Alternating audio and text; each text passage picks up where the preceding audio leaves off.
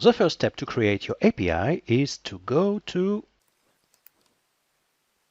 Console Developer Google, and you select Google Developers Console.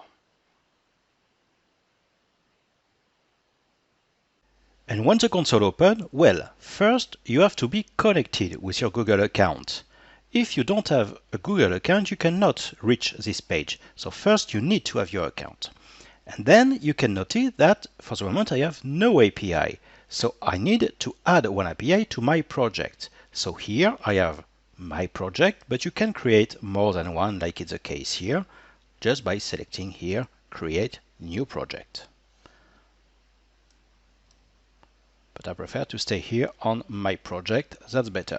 So how can I add an API to this project? Well, I can go here, API Library, or here, Library, or also from the navigation menu, exactly the same interface. And here you open the library of all the APIs of Google, and you have a lot of them. You have API for Gmail, for YouTube, for AdSense if you want, but the one I want is the API about maps, and there is 17. And the API I'm looking for is Geocoding API, convert between addresses and geographic coordinates. Very simple. To activate it, I click on Enable.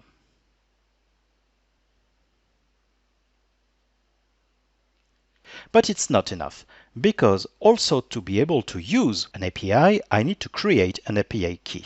And that's what I'm going to show you in the next video.